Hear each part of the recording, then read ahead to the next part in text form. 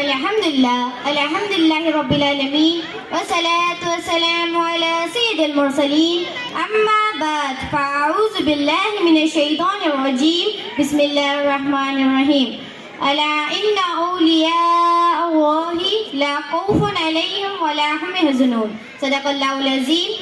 اللہ کی حمد و ثنا کے بعد رسول رحمت، نبی محتشم، شفیع معظم، اللہ کے پیارے، امت کے سہارے، رب کے محبوب، نانائے غیوب، انیس بے کسا، چار سازی درد مندہ، وقار دو جہاں، سرور کون و مکا، مریضوں فقیروں پر رحم کھانے والے، ڈوبی ہوئی ناؤ کو تیرانے والے، گنبد خضرا میں آرام فرمانے والے، خدا کی معرفت کرانے والے، صبح کائنات کے شمس الضحیٰ، شام کائنات کے بدر الدجا، محمد عربی روحی فدا صلی اللہ تعالی علیہ وسلم کی بارگاہ پروقار میں درود شریف کا نذرانہ پیش کریے، پڑھیے بآواز بلند۔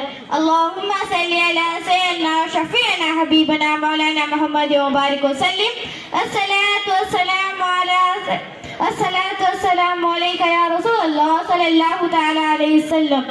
آج کی محفل اس حضرت مولانا شاہ رحمت اللہ کے موقع پر سجائی گئی ہے، تو شان اولیاء پر میں آپ کے درمیان اللہ کو شاہی کرنا چاہتی ہوں، بغور سماعت فرمائے۔ اولیاء اکرام کی شان بڑی نرالی ہے، اللہ کا ایک خاص انعام ہے اولیاء اللہ، اللہ کا ایک خاص انعام ہے اولیاء اللہ، زمانہ جسم ہے اور جان ہے اولیاء اللہ۔ آئیے ایک خاتون کا ذکر خیر سنتے ہیں، کیا کمال کی خاتون ہے، کیسی عبادتیں ہیں، کیسی ریاضتیں ہیں، وہ کون ہے؟ حضرت رابعہ بصری رحمت اللہ علیہا۔ آپ کے بارے میں آتا ہے کہ آپ زاہدہ، نیک اور پارسہ اور خوف خدا والی خاتون تھی، دن کو روزہ رکھتی اور تلاوت قرآن پاک کیا کرتی۔ آپ کے سامنے کوئی جہنم کا ذکر کر دیتا تو خوف خدا کے بعد بے ہوش ہو جایا کرتی۔ آپ نے ننگے پاؤں بیت اللہ شریف کا حج کیا، مکہ مشرفہ پہنچتے ہی ہیبت و کیفیت سے بے ہوش ہو کر گر پڑی۔ آپ خوب عبادت و ریاضت کرتی، اگر نیند کا غلبہ ہوتا تو گھر میں ہی ٹہلنا شروع کر دیتی اور خود سے فرماتی، اے رابعہ یہ بھی کوئی نیند ہے، اس کا کیا مزہ، اسے چھوڑو اور قبر میں لمبی مدت تک سوتے رہنا۔ آج تو تجھے نیند نہ آئی، پر آنے والی رات میں خوب نیند آئے گی، ہمت کرو اور اپنے رب کو راضی کر لو۔ آپ نے 50 سال اس طرح گزار دیے کہ نہ کبھی بستر میں دراز ہوئی اور نہ ہی کبھی تکیے پر سر رکھا، اسی حال میں آپ کا انتقال ہو گیا۔ جی ہاں میرے اسلامی بہنوں، اس طرح کے اولیاء کرام نے عبادت کی ہے۔ ایک وہ ہے جو سونے کو غفلت سمجھتے ہیں، ایک ہم ہے جو سوتے ہیں توڑتے ہی نہیں۔ لوگوں کی فصل خزاں ہو جاتی ہے اور وہ جب آرام کے لیے جاتی تو خیال آتا کہ نیند سے وقت کیوں ضائع کروں، قبر میں آرام کر لیں گے۔ اس لیے شاعر کیا خوب کہتا ہے، جاگنا ہے، اس لیے شاعر کیا خوب کہتا ہے، جاگنا ہے جاگ لے افلاک کے سائے تلے، جاگنا ہے جاگ لے افلاک کے سائے تلے، حشر سخت سونا پڑے گا خاک کے سائے تلے۔ ادھر جاگنا ہے، ادھر گناہوں سے بچنا ہے، ادھر عبادتیں کرنی ہے تاکہ قبر میں آرام مل جائے۔ بہرحال حضرت رابعہ بصری رحمت اللہ علیہا آپ کی کیا شاندار باتیں ہیں۔ ایک مرتبہ رات کے وقت حضرت رابعہ بصری رحمت اللہ علیہا کے گھر چور داخل ہوا۔ اس نے گھر میں دائیں بائیں ہر طرف تلاشی لی مگر ایک لوٹی کے علاوہ کچھ نہ ملا۔ جب اس نے نکلنے کا ارادہ کیا تو حضرت رابعہ بصری رحمت اللہ علیہا نے فرمایا، اگر تم چالاک ہوشیار چور ہو تو یہاں سے کچھ لیے بغیر نہیں جاؤ گے۔ اس نے کہا، مجھے تو کچھ مل ہی نہیں رہا۔ تو حضرت رابعہ بصری رحمت اللہ علیہا نے کہا، یہ جو لوٹا دکھ رہا ہے اس سے وضو کر کمرے میں داخل ہو کر 2 رکعت نماز ادا کر لو، یہاں سے کچھ نہ کچھ لیے بغیر نہیں جاؤ گے۔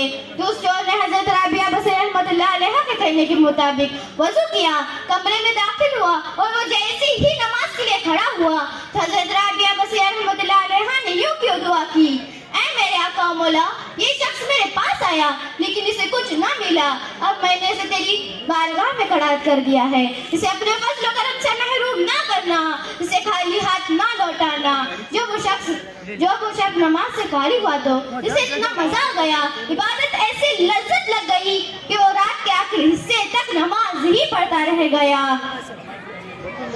حضرت رابعہ بصری رحمت اللہ علیہا نے سوچا، آخر یہ بندہ کر کیا رہا ہے؟ تو سجدے کے اندر اپنے آپ کو ڈانٹ رہا تھا، اپنے نفس کو ڈانٹ رہا تھا، گویا کہ وہ اس مرتبے تک پہنچ گیا کہ اپنا توبہ کرنا شروع کر دیا۔ اے میرے تجھے ہائے شرم نہ آئی کہ تم میری نافرمانی کرتا رہا، میرے مخلوق سے گناہ چھپاتا رہا، اب گناہوں کی بوٹلی لے کر میرے پاس آیا ہے۔ جب وہ مجھے غضب کرے گا اور بارگاہ رحمت سے دور کر دے گا تو میں کیا جواب دوں گا؟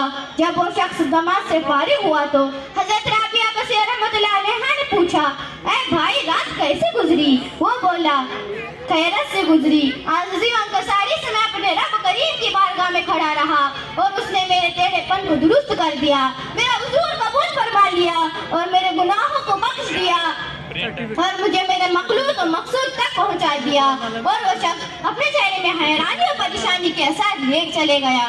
اب سنو میری اسلامی بہن، حضرت رابعہ بصیرہ رحمۃ اللہ علیہا نے اپنے ہاتھوں کو آسمان کی طرف اٹھا کر کہا، اے میرے آقا و مولا، یہ شخص میرے پاس آیا، یہ شخص تیری بارگاہ میں کچھ گھڑی کے لیے کھڑا ہوا تو نے اسے قبول فرما لیا، اور میں تیری بارگاہ میں کب سے کھڑی ہوں تو کیا نے مجھے قبول فرما لیا؟ تو غیب سے آواز آئی، اے رابعہ، ہم نے اسے تیری ہی وجہ سے قبول کیا ہے اور تیری ہی وجہ سے اپنا قرب عطا فرمایا ہے۔ یہ ہوتے ہیں اولیاء کرام، اگر چور آئے تو اس کو بھی ولی بنا دیتے ہیں۔ نگاہیں ولی میں وہ تاثیر دیکھی، نگاہیں ولی میں وہ تاثیر دیکھی، بدلتی ہزاروں کی تقدیر دیکھی۔ ادھر جاگنا ہے، آتے ہیں نا مزارت پر، ضرور آیا کرے اور نگاہ ولایت کی تمنا بھی کیا کرے، اور ہمارے اندر تبدیلی بھی آنی چاہیے نا۔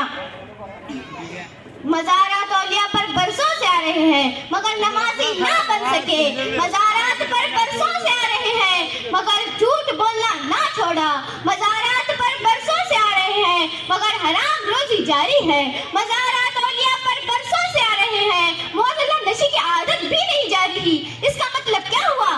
اس کا مطلب یہ ہوا کہ بے دل کی دنیا ہی ٹھیک نہیں۔ اپنے بارے میں غور کرے، نامعتدل یہ نہ سمجھے کہ جناب معتدل میں مزار گیا لیکن مجھے فیض ہی نہیں مل رہا، کیا یہ میرا قصور ہے؟ جب بارش برستی ہے تو پھر پہاڑ پر برستی ہے، کھیتوں پر بھی برستی ہے، جو بالکل پتھریلا پہاڑ ہو اس میں برسے یا نہ برسے اسے کچھ نہیں فرق پڑتا، اگر تر زمین ہو، زخیری زمین ہو، اس میں برسے تو سبزہ اگ جاتا ہے۔